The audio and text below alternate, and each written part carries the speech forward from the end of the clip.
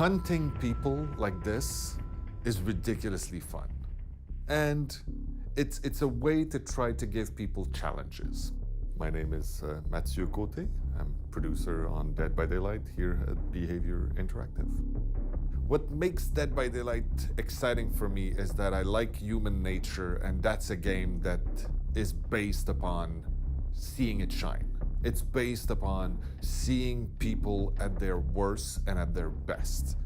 I think the most exciting part about this game is the fact that you are being stalked through a world by a real person. I'm Ash Pannell, I'm creative director on Dead by Daylight.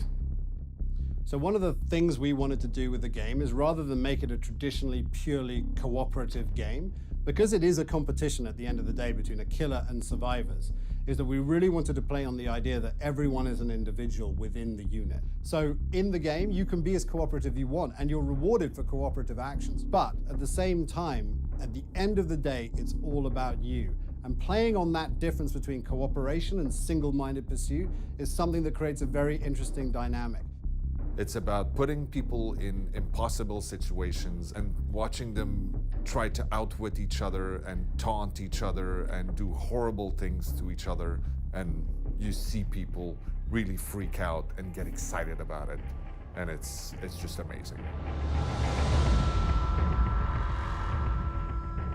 So another thing that's very interesting in our game is that both sides, the killer and the survivor, both have very different perspectives on the game.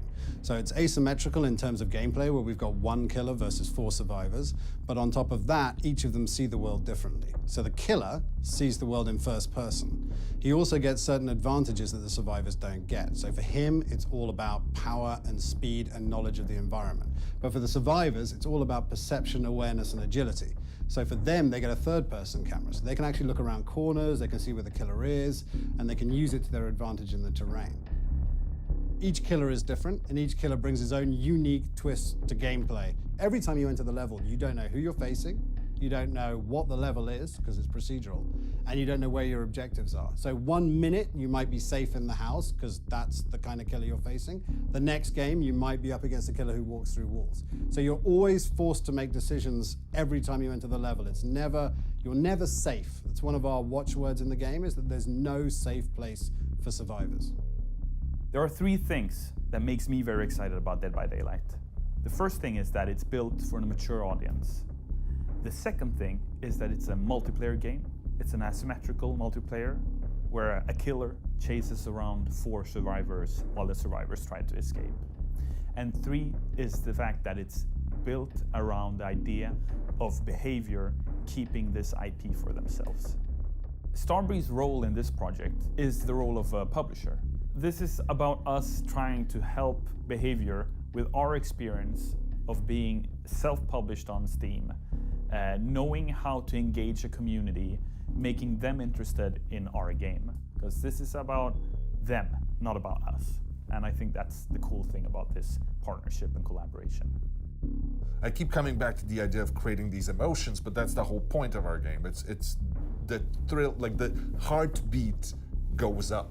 And that's what we wanted from the start. I mean, a lot of games that talk about horror, that deal in that space, have, I don't know, indicators on screen or a meter to tell you how much your character is scared. We didn't want that, and we don't need that, because we don't care if your character is scared or not. What we want to know is if the player is scared, if the player is excited. There's no replacement for human nature. There's no replacement for humans. And putting people in these situations, you really see human things come out. And that's the most entertaining ever. Seeing people make horrible decisions because they're freaked out and panicked. Seeing people just get overly cocky and just fail and all the survivors escape. It's beautiful.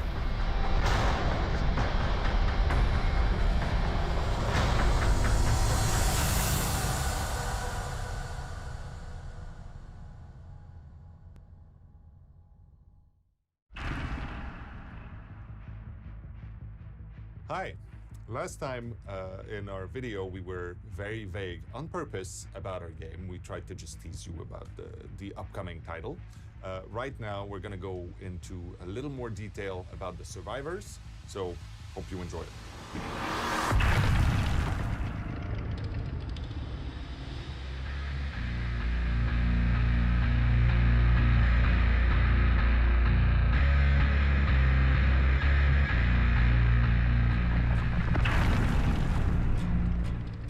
So the survivor starts on the level, and he doesn't know where he is. Every time you enter a level, it's always different. The procedural system means that you can never know where your objectives are, so the first thing you've got to do is try and find your bearings. As a survivor, you need to escape the map. So you'll need to be extra careful about the killer. You need to scout the map and find the exits, find the generators, repair the generators. Once all generators are fixed, find the door, open it, and get out. So you need to stay hidden in the environment. There's a number of ways you can do it, and there's a number of different items in the environment you can use, from closets, which you can hide in, which give you 100% cover, to the grass, which is kind of dangerous because you're not sure if you're hidden. Then there's all kinds of other things like trees and walls that litter the environment that allow you to stay hidden from the killer. The advantage of the third-person camera is being able to do an action and at the same time look around and be sure that the killer is not around. Trying to spot the killer before he spots you, and also looking out for friends. The reason we created a third-person camera is because it creates amazing moments for the survivor. As often he'll be hidden and the killer will pass within feet and he won't even see him. But because the survivor has such a wide field of view, he gets to see all the action all the time. Doing altruistic and cooperation action in the game is going to reward you with blood points, which is the currency for your progression. So helping others will give you advantage for other matches. These points are great for your progression. The other thing that you can do is find items that are hidden on the map. By finding these items and leaving the level with them, you'll bank them for your inventory later. There are also certain add-ons that further augment these items, making them even better and more powerful. So picking your survivor item is key to how you're going to play the game. The most important thing about being a survivor is staying calm. If you panic, which the game demands you to do all the time, you're going to move and your movement is going to give you away to a killer. As soon as you panic, you will make bad decisions. You need to stay calm to succeed.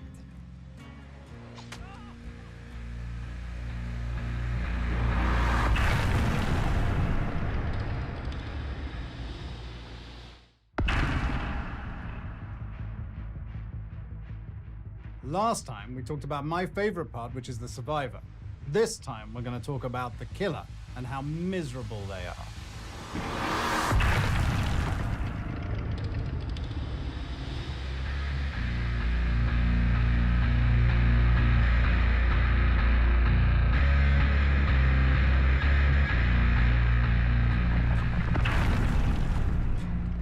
When you play the killer, it's pretty straightforward. Patrol your environment, it's your house, and find those pesky survivors, whack them, grab them, put them on a hook, and then either you let them die there or you stick around and wait for their friends to come and help, and then you grab them too.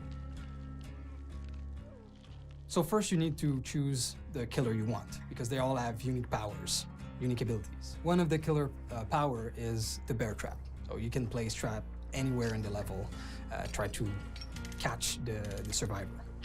There's also 4 perks for the killer, just as the survivor, and there's also an offering, just like the survivor. So specific offerings for the killer that's gonna help him hunt the survivor, find them easier, and well, kill them.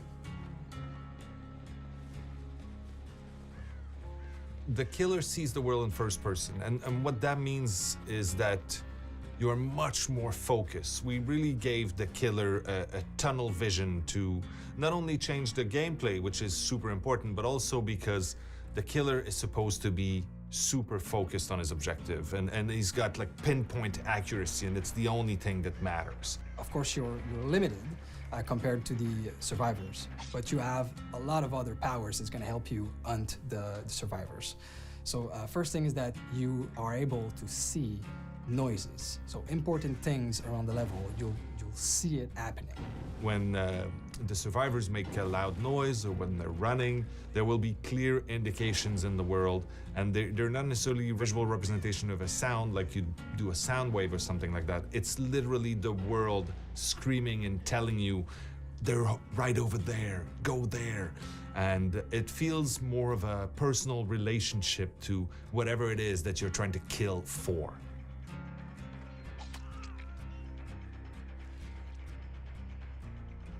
When you're the killer, the feeling of power is amazing. It's so fun to, as soon as you find a survivor and you're going into that chase, the killer just has like slight advantage in these chases and it makes for a very exciting moment. It's so much fun when you catch someone and you just whack them and wound them a little bit, and then you let them run away a little, and you know, and they know that they're just leaving a blood trail everywhere. You can keep them for later. You can watch their friends trying to come and help them, and that's when you pounce in, and then you're like, oh, I got 2 of you now.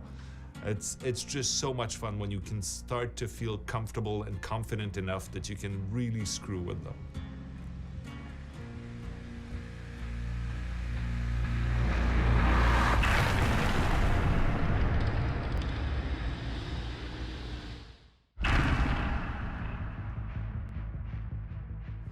Hello again.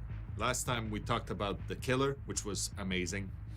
This time we're going to go into a little more detail about the metagame, how you progress, how you win stuff, how you get better, how you actually gain bragging rights and show other people off, and a little bit of behind and what's the fiction and why we do what we do.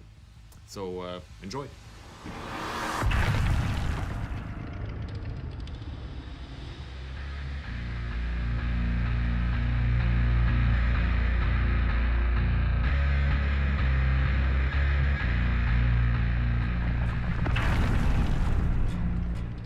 So every match, every action you do in the game will give you blood points. So there's 4 categories for the survivor, which are objectives, survival, altruism, and boldness.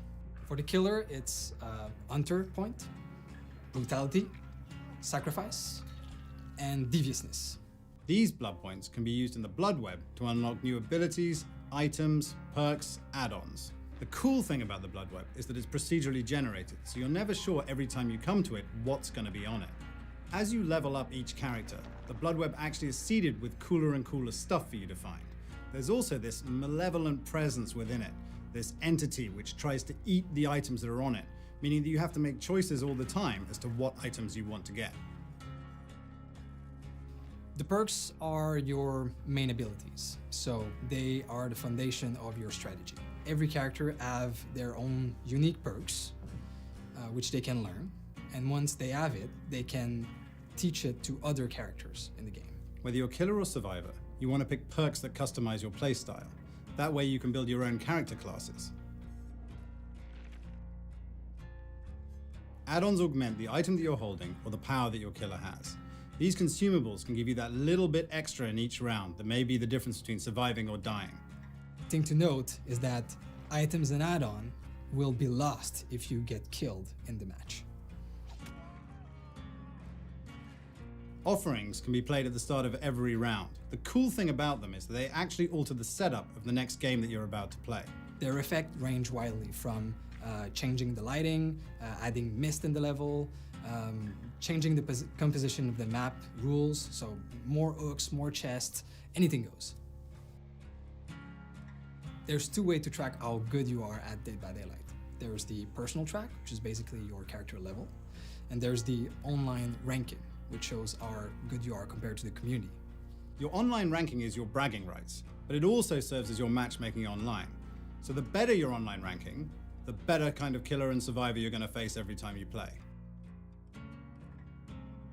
You get a better ranking by scoring well in the game.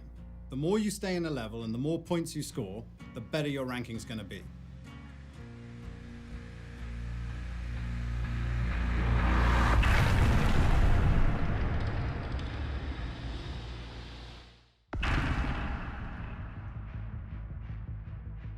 Hi, Last time we talked about the game progression and the online rankings and bragging rights and how you can look cooler than your friends. Now we're going to talk about the beta and how you can get your hands on the game and actually start playing right now.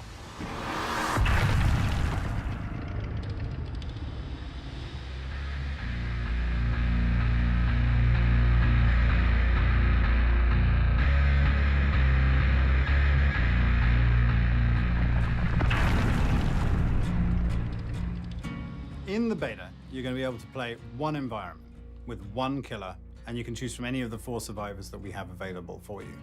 You can experience the full game. The progression is not going to be complete as of the release of the game, but you can already get your hands on it and really feel what it is to play Dead by Daylight.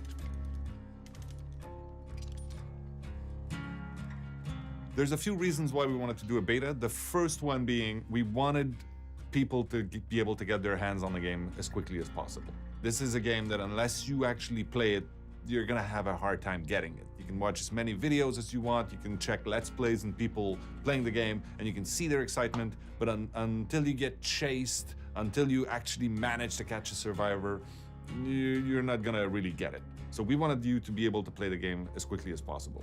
We also want as many people playing so that we can start getting a little more data on how people play the game, how they like to break it and really stretch it to its limits, so we can balance it properly. Oh, no, I'm dead. There are 2 ways to get the key for the beta. The easiest way is to buy the deluxe edition.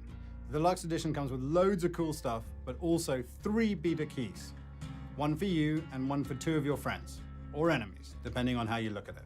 You can also stay on the lookout for social media, so all the favorite YouTube streamers and all the other places you can look online will be there giving out keys. If your favorite YouTuber doesn't have them, pester them and they'll get them. Dead by Daylight is a game that ultimately is all about emotions, and they're emotions that can't be generated by just looking at a video of the gameplay. You can see and understand what's happening, but you can't really feel the frustration and desperation of being a survivor. And you also can't really understand the thrill of the hunt from the point of view of the killer. So until you get your hands on this game, it's very, very difficult to really understand how your heart is going to start racing playing this game. So the more people that we can get to play it, the better.